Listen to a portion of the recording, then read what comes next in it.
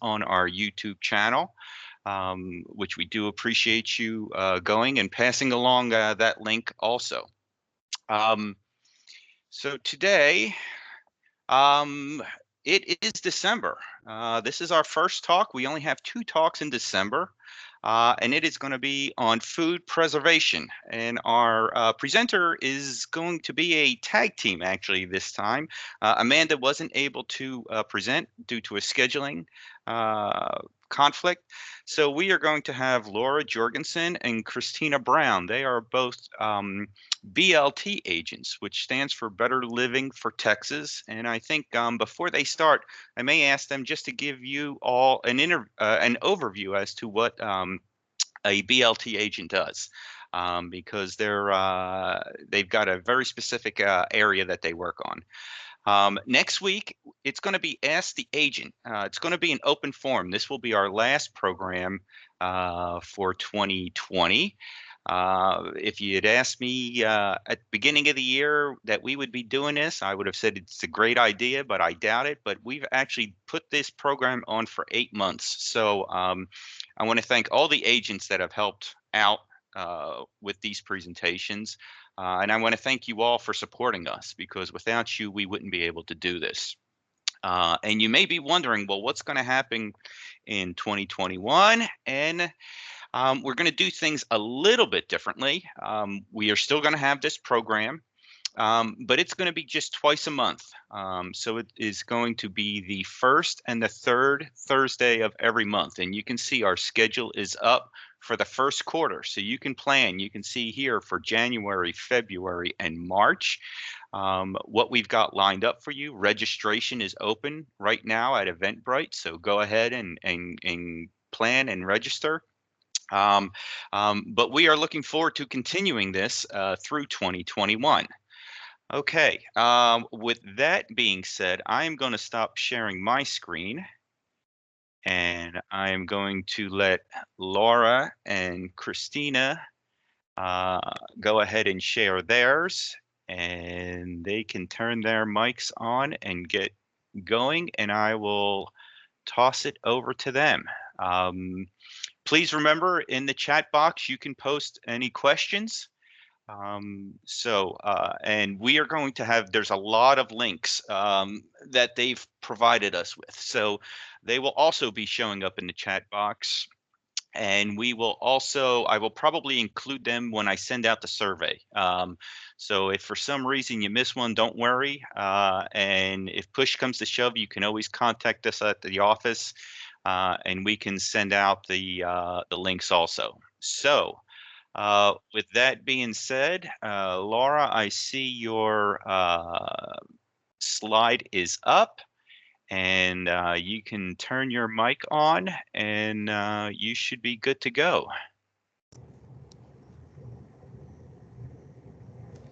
All right. Thank you, Paul. Good morning, everybody. I'm Lora Jorgensen, and this is Kristina Brown. And yeah, we're the Better Living for Texans agents with Texas A&M AgriLife Extension here in Harris County. And we want to thank Paul and the Texas A&M AgriLife Extension Horticulture Department and Ag and Natural Resources for asking us to present today. We're very excited to be doing this presentation on home food preservation. Better Living for Texans is, like Paul mentioned, a really special program that has a really specific kind of a reach into our community.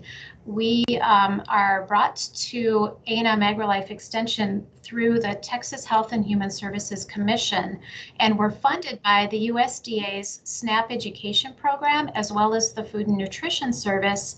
And our mission is to go into the community and educate on nutrition and physical activity and gardening. So we have all these great health and wellness types of programs that we bring to the community. Harris County is Kristina and my territory, and every county in Texas though has the Better Living for Texans program. So it's just a really great statewide cooperative endeavor. So hopefully you will keep that in mind if you know of any groups that are interested in some health and wellness programming, specifically nutrition, physical activity, and basic gardening.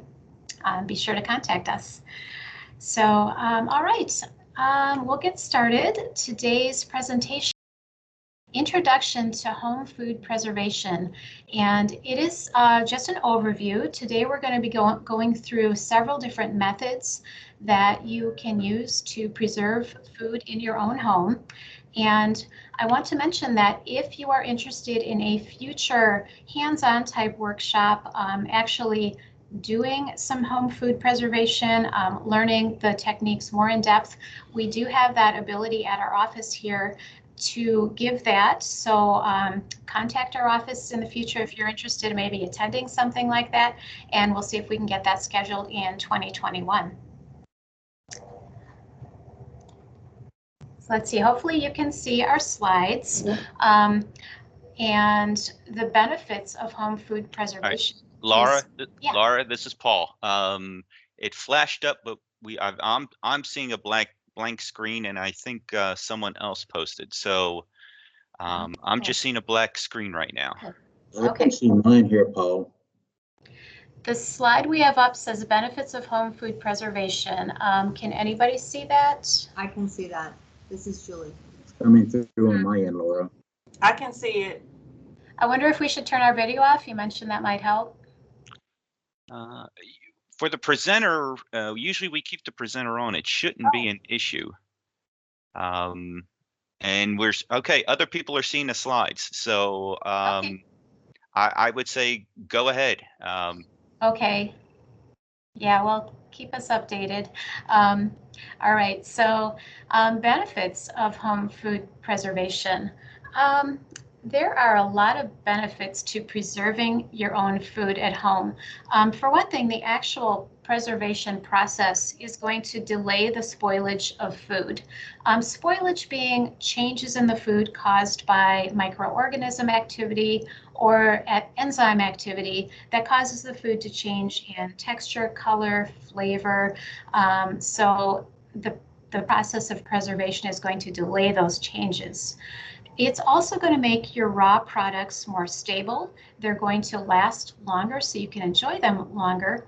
And by raw products, we mean things like your fruits and vegetables and even meats. We're going to go into a little bit on meats.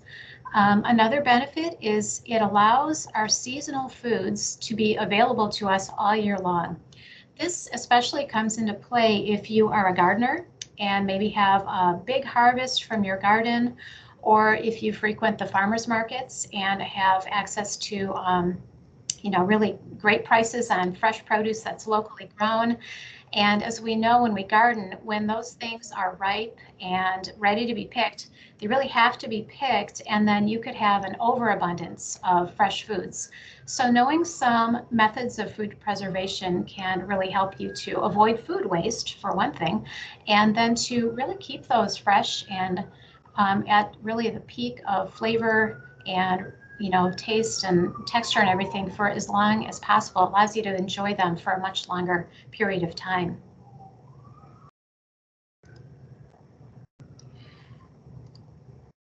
There's a growing interest in food preservation lately. This is due to a few reasons. For one thing, there has been a great increase in gardening recently. Now, up until this year, we knew that approximately 35% of all U.S. households grew some of their own food, either in a home garden or even container gardens at home, or through the use of a community garden. So a lot of people, about a third of the people in the United States actually utilize some form of gardening. This year, there's been a huge increase in interest in home gardening. People are spending a lot more time at home this year, and we have noticed, and the gardening supply companies and seed companies have noticed big spikes in seed sales and sales of supplies for gardens and interest in garden programs. So it's really growing, and this year has really helped to fuel that increase. So there's also been an increase in sales of the home preservation supplies because, as we mentioned, when you garden and you have this abundance of produce, you really would like to have some way to preserve it so it doesn't go to waste. So that's one reason. Another reason the increased interest in food preservation is, for one thing, it allows you to really have control over what's in your food. When you're making your own canned fruits and vegetables and you're putting your own ingredients in, you know what's in them. There's no question. It's when you're buying things, you're having to read labels and make sure you know what's in your foods. This gives you a little control over what's in your foods. Some people might be using it as a means to connect with previous generations. Maybe you have a distant relative or a grandma, or even a great-grandparent that had a favorite food preservation recipe, like a jam or a jelly or a canned good, something like that in your family line. So it can be a way to connect with kind of that family heritage.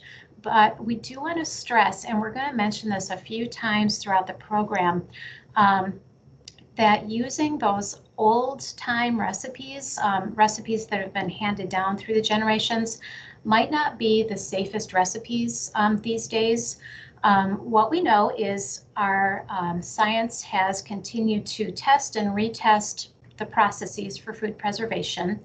And over time, what we have found is that some of those old processes and recipes did not fully, use the heat or the pressure or the ingredients necessary to fully kill bacteria and fully preserve food like they should be.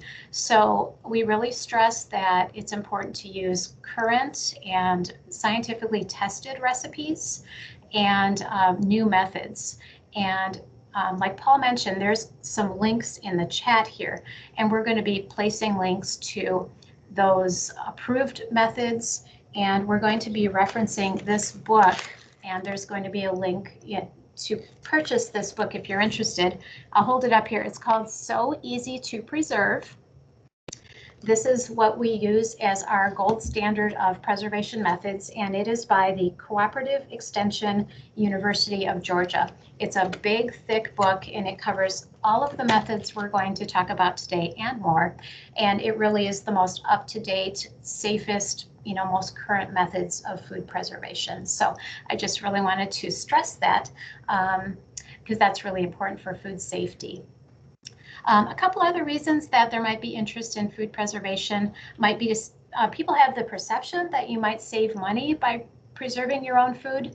You notice there's a question mark there. It can be expensive depending on the procedure that you decide to use. Some are cheaper methods, some are more expensive methods because of the equipment involved in getting started. So we will talk more about that later and kind of break down some of the costs involved. So definitely a consideration. And fun. I mean, if you really enjoy this type of thing, it can be a very fun hobby. It can be very fulfilling to harvest produce out of your garden and then preserve it and have that to enjoy for a long time. So, that's a consideration too.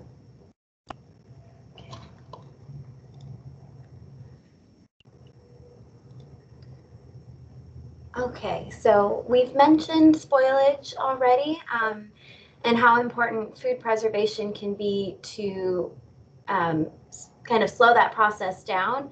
So I'll just give you the definition of spoilage. It's the process of food becoming unsafe or unacceptable for human consumption. And there are several factors involved in the spoiling process. Microorganisms, different bacteria, yeast, and molds that can make our food unsafe. Enzymes, like Laura's mentioned, that are present in our fruits and vegetables. They're important for the ripening process for that produce, but they will continue to act on the foods, even when they're sitting on the counter, or we'll talk about it more in depth later, but even in the fridge or freezer. And then we want to be mindful too of the quality of the produce that we're planning to preserve. Looking out for any kind of damage like bruises or cuts, or even insect damage. because at that point those foods are already compromised, and so they may already be spoiled and unsafe. Okay, so now we're going to talk about FATTOM. FATTOM is a very fun acronym. So each letter is going to stand for a different factor that affects the growth of microorganisms. So food's going to be important. It's the fuel for our microorganisms, and it's often a sugar or a protein source, or it might be both.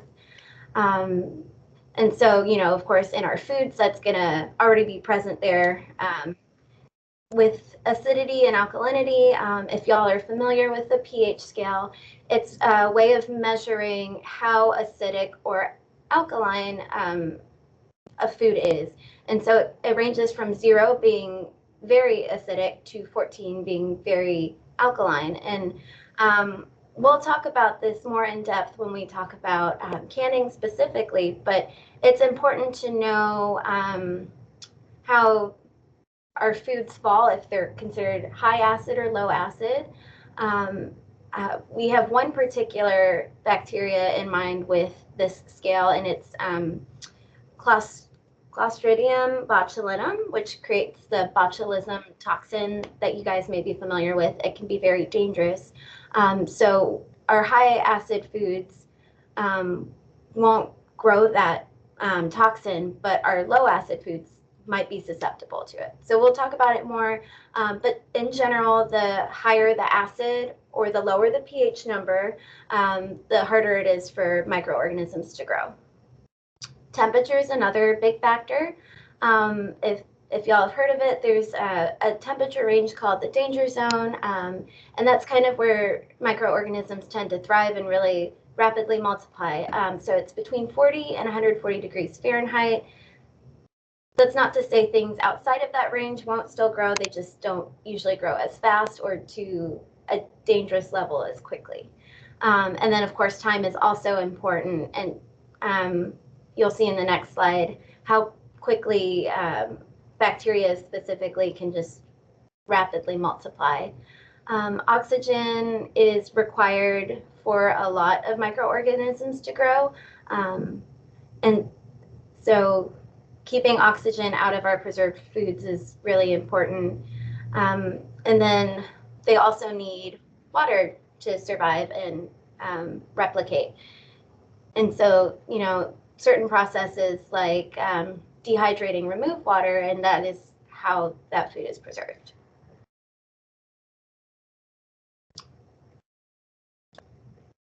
Okay, so here is just an example of that kind of exponential growth that can happen, you know, with those bad germs or pathogens like certain bacteria. So even just in 4 hours, we go from one single microorganism to over 65,000. It's really mind-blowing how quickly this can happen.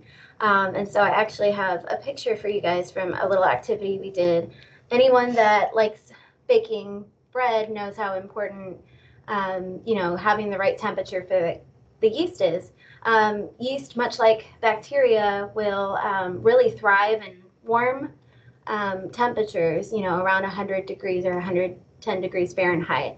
So as you can see in the picture, our cold and hot yeast mixture really didn't have much growth, but when it's got the right temperature, it just kind of takes off.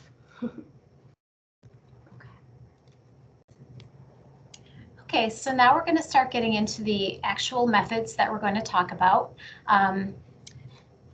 Let's see, switch my slide here. So you'll see on this slide the different methods, and we're going to go into each of these and break them down a little bit, give you some information. Again, this is just an overview. We're covering a lot of different methods here today. So we're just going to kind of talk briefly about each one and some of the safety issues involved with each one, which are real important. So real briefly, refrigeration and freezing are going to slow down that enzyme activity that we talked about, which would cause foods to deteriorate. and it's going to slow the growth of microorganisms like bacteria and fungus. And it's important to note that refrigeration and freezing doesn't kill microorganisms, but it slows their growth enough to bring them to safe levels. And refrigeration obviously is more a temporary preservation method. Freezing would be a little bit more long-term preservation method. So we'll get more into those soon. We're going to talk about sweetening as a method of preserving, and usually with a sweetener like a sugar is also an acid is going to be added to it. This is typical for your jellies and jams, and what the sugar and the acid serve to do is to reduce the moisture content in those jellies and jams enough so that the bacteria are unable to utilize water in that solution and they can't grow. And then the acid also serves as a preservative. Canning, we're going to go into depth on how the canning process works and why it's important to, killing those bacteria and maintaining that oxygen-free environment. And then pickling and fermenting, kind of a more traditional old-fashioned method of preserving foods, but still very effective. It uses acid to reduce the growth of the microbes. And then finally, drying, dehydrating, is going to be removing the water from your foods. And again, without the water, the microbes are unable to continue to grow.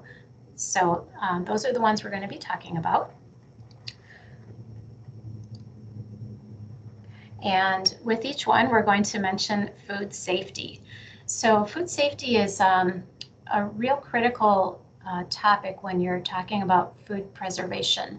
If you don't get the food safety aspects right, you could end up with a product that is spoiled in the best case, or in the worst case, it actually could cause food poisoning. And some forms of the food poisoning can be really dangerous. So you definitely want to be choosing the correct method of food preservation for the food that you choose to preserve. And again, a good way of knowing which method is the best is by using this book, So Easy to Preserve, because when you look in the index and you look up the food that you're interested in preserving, it's going to lead you to the section in the book where it explains, is it better to be canning this food or is it better frozen, for various reasons. Definitely that book is a really necessary resource. You definitely want to be following those research-based tested recipes. Like I talked about, these are based on the most recent science, and they're going to be, the safest for each of these foods. Again, there in the bottom, if food preservation is not done right, spoilage could happen or a foodborne illness could happen. You definitely don't want to be making someone sick. So be sure to be following these approved methods.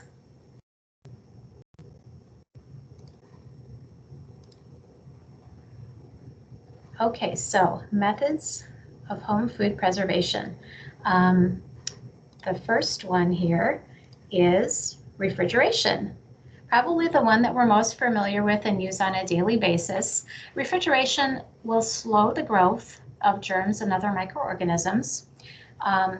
It slows the action of fruit and vegetable enzymes, like we've been talking about, and it's definitely a temporary method. It is generally only recommended to keep foods in your refrigerator. 3 to 5 days is the typical time frame for most foods, definitely not more than a week. When we're talking food safety, when you get longer than a period of 5 to 7 days, you run the risk of bacteria starting to grow in your food. So it's important to be going through your refrigerator on a weekly basis, kind of cleaning things out, cleaning up any spills, making sure that foods aren't kept in there too long because they could spoil due to the action of the enzymes or the microorganisms. And again, you definitely don't want to be causing foodborne illness.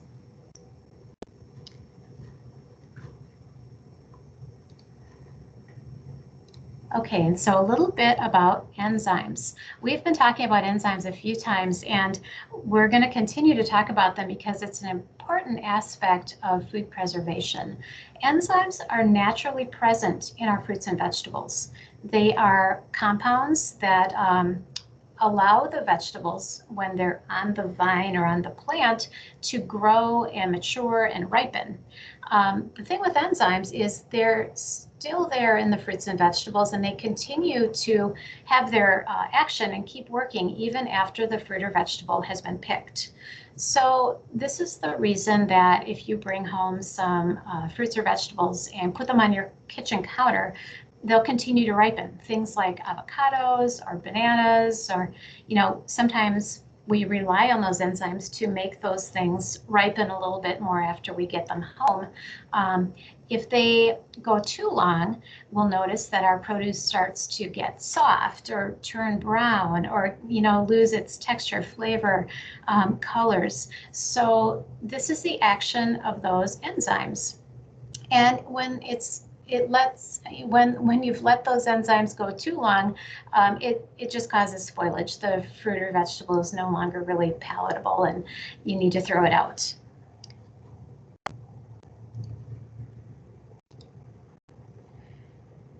So next we're going to talk about freezing. Freezing is definitely the easiest method of long-term food preservation. It's also probably the most inexpensive method as far as equipment needed, although you do need a freezer, and freezer space, and that's important. It's a longer-term method. It's going to allow you to keep foods approximately a year, as long as they're frozen properly, and it's going to really preserve the taste, the texture, the colors of your fruits and vegetables. It's going to stop the germs from growing, but like we said before, it doesn't kill them. So when you're going to pull those things out of the freezer and thaw them, the bacteria are still present and they can continue to do their actions at that point. But while they're frozen, the action of those bacteria is going to be stopped. It is important to make sure that your freezer is at a safe temperature.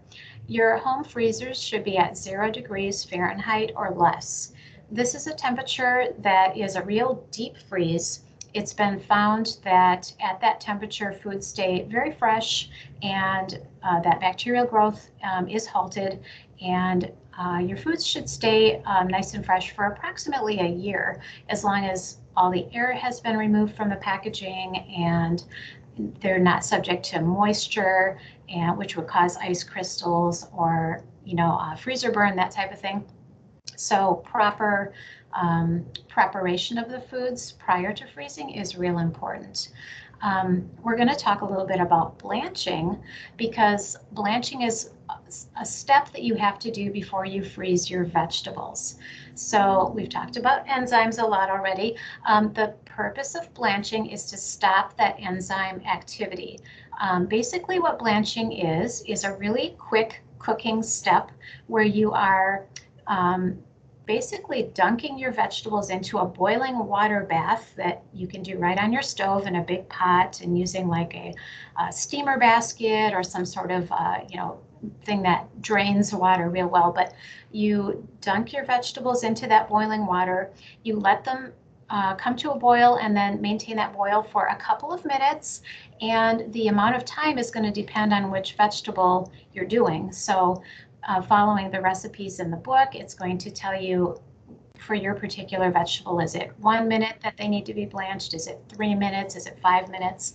So you're going to follow that. And then when that time is up, you take them out of the boiling water, and you're going to put them immediately into an ice bath. So you'll have that, a bowl of ice water waiting. And what that does is it immediately stops the cooking. So you know that those vegetables have been cooked exactly the right amount of time. This blanching step stops that enzyme activity, and it's the preparation step to freeze your vegetables.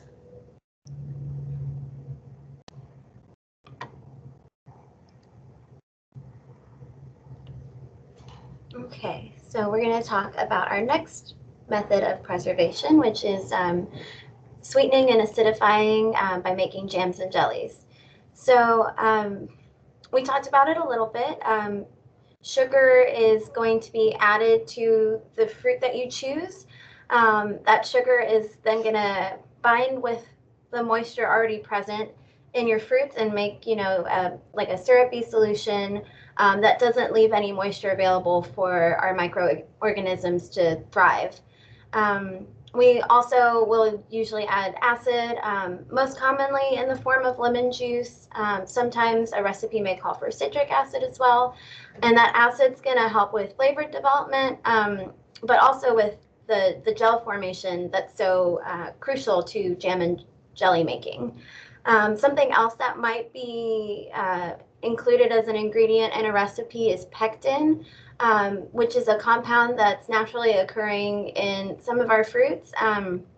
Certain fruits are going to have higher levels, and so depending on what you're making a jam or jelly out of will determine if you need to add pectin, and that pectin is very important for gel formation as well. So you can, make a jam or jelly and store it in your refrigerator for probably several weeks. It's important that we, are safe when we're checking them, make sure there's no visible mold or weird smells or changes in color or anything like that. But because it's got all of that sugar and the acid, it tends to keep longer than regular leftovers will in the fridge. But if you do want to keep it for a longer amount of time, or if you want to keep it at room temperature, then you'll need to further process it, typically with a water bath canning method, and we'll talk about that in a minute. Actually, we'll talk about it right now. So our next slide is on canning. So canning does a couple different things. It's going to heat our foods that we're preserving to a point that will kill our bacteria and other microorganisms. And it's also going to inactivate those enzymes. So, we use blanching if we're freezing. Because we're also using heat and canning, that's going to stop that enzyme activity. And then when you're sealing your cans, you're actually removing oxygen from the surface of the foods as well. And so you're taking out another factor in that FATTOM acronym that can, feed our bacteria and other microorganisms. So there's two types of canning. We've got our boiling water bath method and pressure canning. And you do need a specific pressure canner to do the pressure canning method. With the boiling water bath, you can use something like a stock pot, but you do want to make sure there's a rack at the bottom, because we can't have our jars touching the bottom of the pan. That can lead to them busting and making a mess and being unsafe. But of course, you can also buy specific water bath canners as well. So really the thing that determines which method you use is the type of food that you're canning. So I know we talked about our pH scale a bit earlier, and how we have some foods that are high acid and some that are low acid. Our high acid foods being most of our fruits. Tomatoes kind of fall right on the edge of high and low acid, which is why so many recipes will call for the addition of vinegar or lemon juice to make them acidic enough. Our biggest concern with pH is that botulism toxin that can make us so sick. You really can't know that it's in your food just by looking at it or smelling it. But with the purpose of canning, at least, we'll go with a water bath method if our food is high acidic, and so that's a pH below 4.6. And then we will go with pressure canning, which gets to an even higher temperature than boiling. It actually gets to 240 degrees Fahrenheit to safely can our low acid foods such as most veggies and meats. It gets very scientific, and that's why using those research tested recipes are so important. But you want to make sure that you're not adjusting your ingredients especially, leaving out acid or sugar or adding more of a vegetable to something, because that will alter the pH. And then you want to also make sure that you are using the appropriate canning method. So if it calls for the pressure canning, then make sure you're pressure canning, and vice versa. And of course, if we don't follow these proper methods, we can possibly be exposed to those bad pathogens that can make us really sick. Okay, so now we'll talk a bit about pickling and fermenting. So pickling and fermenting are going to use acid, and this may be added to the food, like with pickling, vinegar is often added, or it may be created in the fermenting process. So with fermenting, we usually create a salty brine and have the food that's being fermented completely submerged. It sits at room temperature for an extended period of time, and throughout that time, this salty, oxygenless environment allows certain good bacteria to thrive while preventing other bad bacteria from growing. And so by the end of it, those good bacteria actually create lactic acid, and so it brings down the pH of the food that's being fermented or pickled, and it then makes it safe for consumption. A couple things to keep in mind with fermenting. If you or a loved one that's going to consume the product is maybe at a higher risk of contracting a foodborne illness, whether it's someone's a bit older or has some kind of immune condition that suppresses their immune system, or some other reason, you may want to additionally process these foods, and that will just kind of guarantee more safety. You also want to use your common sense when you're fermenting. Keep your food submerged under that brine. If you see things like mold or scum or weird changes in color, it's probably best to just discard it. Much like our jam and jelly, once you have successfully pickled or fermented, you can store that in your fridge for a while. I don't know that there's a specific, use your best judgment with your ferments. Often people don't recommend keeping them longer than 3 months in the fridge. You may still be able to safely eat it, but you might also have a decrease in quality. But of course, if you do want to store it at room temperature or for longer, then you'll want to additionally process it.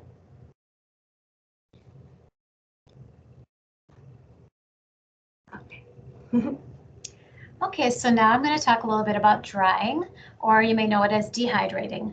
And drying or dehydrating foods is our oldest, most traditional method of food preservation. It's a very simple, concept. It simply removes the water from the food, and by the water being removed, your bacteria and molds and things just simply can't grow. So this keeps it from spoiling. It keeps it from any of that bacterial growth. You can use dehydration for just about any food. It works for fruit, vegetables, herbs, meats. You can obviously make like jerky. So you can use a dehydrator, which, there's lots of different dehydrators on the market. There's less expensive ones, more expensive ones. They vary in size greatly. So depending on your needs, you could purchase one of those, or you could just use your oven. You can set most ovens at a very low temperature and just do it that way. So real easy method for food preservation. It's great for storage because it's very space saving. The dehydrated foods are really compact, and you can pack a lot of them into a jar or a container.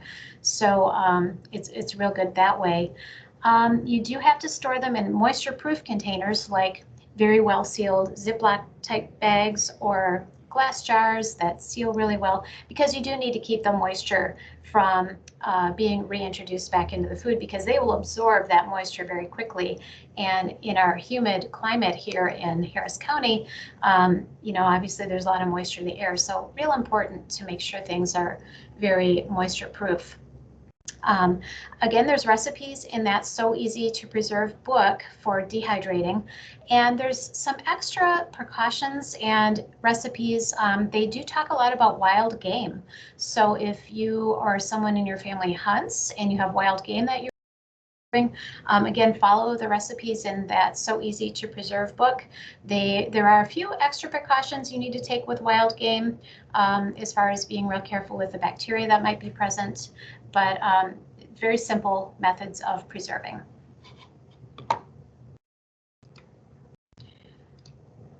Okay, so now hopefully you're not confused about which method you choose.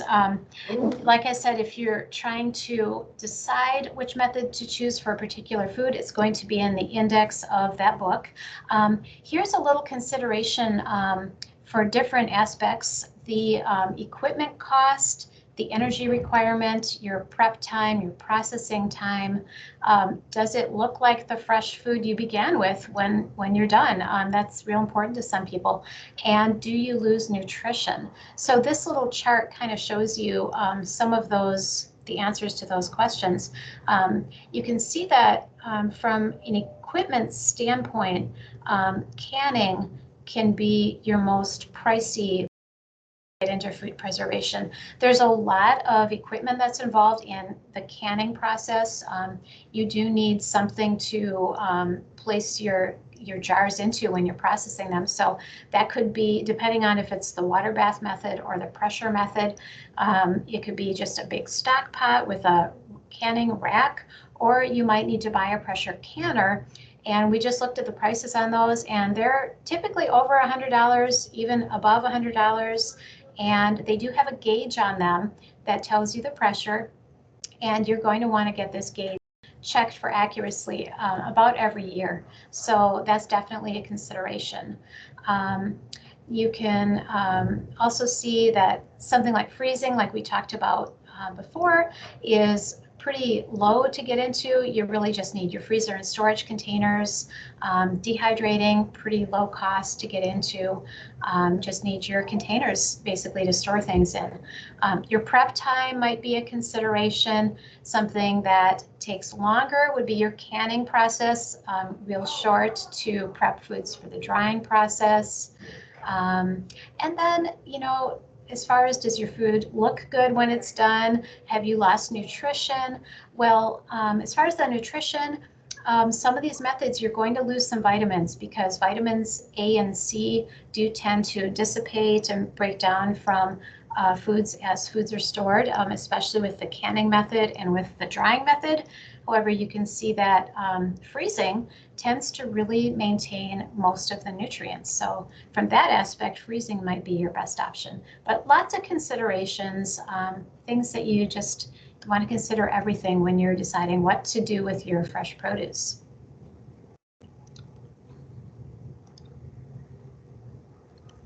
And then again, a little bit about, is it economical to preserve your foods at home? Kind of what we just mentioned. Do you have the equipment needed? Replacement costs, lids, jars. Jars do get broken. Those canning jars, you know, they're designed to last indefinitely as long as they're taken care of. You always want to be sure you're checking them for cracks or chips before you use them in your canning process, and definitely be getting rid of anything that has a crack or a chip in it, because it not sealing, or it could break during the process. So always making sure you have, you know, good fresh jars. You're going to have to be replacing those sealing parts of the lids, things like that. And then, you know, another consideration is, are you and your family going to actually eat everything that you preserve? Definitely kind of think about that. Is it something your family likes? Do they like it once it's preserved? And the answers to all these questions, you know, are going to be considerations in deciding if it's going to actually save you money.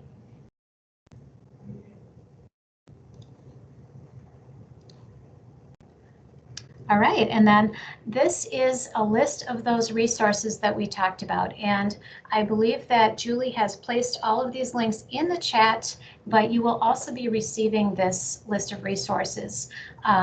This list contains things like the best, most research-based, safest methods.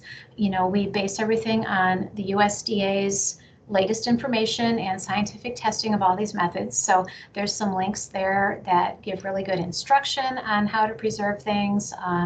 Lots of good food safety there. There's also a link to purchase the book, So Easy to Preserve, and lots of other good information. So feel free to ask any questions you might have right now. That's about all the material that we have to cover for this presentation, but I know we did cover a lot of material.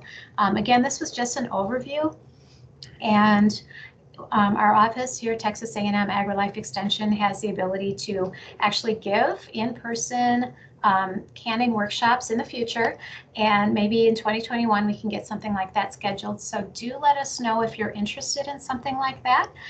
Definitely a possibility. And but yeah, just let us know if you have any questions. Feel free to call us here. Any of us agents at the office can answer questions or lead you to correct resources about any of these food preservation methods. All right, Laura. Well, and Kristina, thank you very much. Very insightful, lots of information, and we do have a few questions here. So the first one I'm seeing is from Larry, and the question is, if the canning procedure calls for sugar, is there any acceptable sugar substitute that can be used? So I would definitely have to fact check that, and I can do it right now. I believe that Splenda may be the only appropriate substitute, but let me confirm that. If y'all want to go through the rest of it. Okay, yeah, I've got another one here. Connie is, and actually there's, hold on, there's two of them. They're similar. Connie asked about, can you preserve fresh lemons? And then Bruce asked, what is the best way to preserve citrus? So we're both in the citrus family. Any thoughts or ideas on preserving lemons or citrus in general? Well, I am looking it up in our book right now. The index is great. As you can see, this is a really big book. And I just passed by and I saw oranges. So let's see if there are lemons here. So back to that first question, which is a really good question. Splenda can be used in place of regular sugar. Okay, I think, go ahead. Oh, sorry. On the subject of preserving citrus, I actually have experienced preserving lemons in a salt brine, kind of similar to that pickling fermentation method, so keeping it at room temperature. You know, if food safety is a concern, you may want to also water bath, like can that afterwards. But if you take lemons and you quarter them until they're just hanging on at the edge, and then rub them with salt and squish them down until their natural juices form a brine. You keep them submerged and, you know, in a cool, dark area for however long you want them to process. They can keep in the fridge for a while. Actually, you use the rind and chop it up and add it to all sorts of dishes. It's really wonderful in like Mediterranean recipes, but that's one method. Yeah, and then I'm looking in the book here, and as far as lemons, it has a recipe for lemon curd that is preserved. As far as citrus fruits in general, it talks about drying them, freezing freezing the juice, making marmalade, making sweet preserves. So that's where this book covers. I don't see anything about canning citrus in this book, though. Okay, and that ties in. Beatrice posted, she's currently dehydrating lemon peel and freezing lemon juice, so that fit right into what you just mentioned. Yeah. The other question which I thought was interesting. And this is from Oliver, and it is there a difference in nutrient retention between the two types of canning?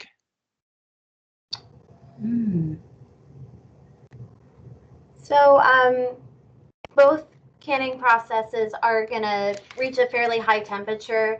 You know, the traditional water bath method is going to still reach boiling, and then pressure canning is going to reach 240 degrees. So our nutrients that are more temperature sensitive, to my knowledge, are going to possibly diminish during that processing. I'm sure the length of processing that a recipe calls for will also be a factor. But not all nutrients, of course, are going to change, and some may even compound. Certain phytonutrients and tomatoes actually get stronger when they are cooked. And so there will be a change in the nutrient composition, but I don't know that one would have more of a change than the other since they both use heat. Okay. Hopefully that helps. Yeah. Great. Yeah. And from our chart, it looked like vitamin A and vitamin C were the most heat susceptible, but it sounded like everything else should be somewhat preserved, I guess. Okay. Next question is from Oliver again, and his is, I guess, following up on the sugar substitute. And I know you mentioned Splenda, and his question is there any idea or any mention of using stevia? Would that work also? Okay, so I'm reading about that right now.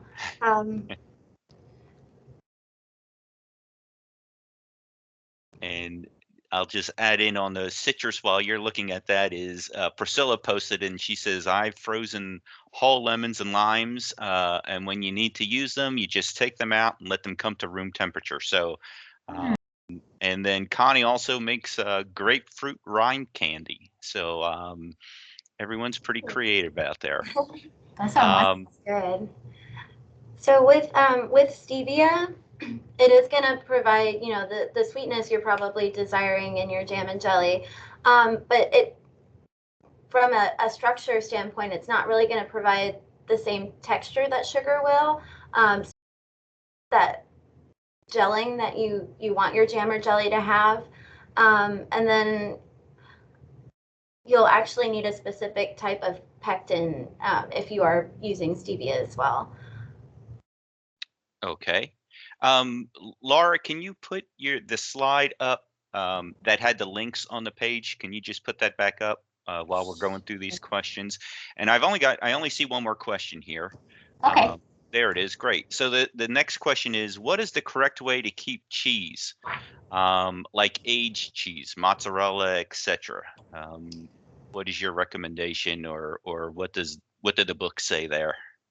Oh, sure. Just in general, I know from our other food safety information that cheese freezes really well. Sometimes if you have those softer cheeses, though, like a cheese that's maybe in a block or something, I'm thinking like cheddar or something that you purchase in a big block, if you freeze it, it tends to kind of lose its firm texture. It might get a little crumbly and dry. But the hard cheeses like mozzarella, those real, not mozzarella, what am I thinking of? The Romano, or the ones that are much harder, they freeze really well. They store for a long time in the freezer, and they don't have any change in texture or anything like that. So freezing is definitely a great way to preserve cheese. If you do want to preserve those softer cheeses, they freeze better if they're grated. So the packages of grated cheese, or you could grate it yourself. But definitely they stay nice in the freezer. Generally, we recommend using our frozen foods within about 3 months for the best flavor and texture. But like we said before, things stay really good, usually up to about a year in the freezer. Awesome. Okay. Well, I think that covers it, and we are getting close to an hour. So first off, I want to go ahead, Shannon. You got something? Yeah, I don't know if you saw it or something, but somebody asked directly about the book. Did y'all catch that question? Where to purchase it? Yeah, where to purchase it? Yeah, so let's see. Julie put the link Yeah. in the chat, and then it's on our sheet here. Let's see, Okay. which is it? I think it's the setp.uga.edu link that is a couple chats under. Yeah, Okay. so it's that setp.uga link. That's directly to where you can purchase that book. I also wanted to add there is a section in that book about using artificial sweeteners as well, with some really good tips. Good. All right. Well, thank you very much. So I do want to thank Laura and Kristina, Team BLT, for helping us out today. Well, thank you so much Um, for asking us to present. this was I think a nice change up. We're not always talking about plants, but what we when we grow it, what can we do with it? So I want to thank you all for that. I want to thank everybody for joining us because without you, these programs would not continue, and we look forward to keeping them going. So next week we will be on. If you have questions, you'll be able to post them. It's going to be an open forum, so any kind of plant gardening questions, we're just going to sort of sit back, take it easy, and get a dialogue going on. And I think that is it. I just want to wish you all a good week. Enjoy the rest of your day, and we will see you next Thursday. So thanks for joining us. Thanks so much, everybody. Have a good day.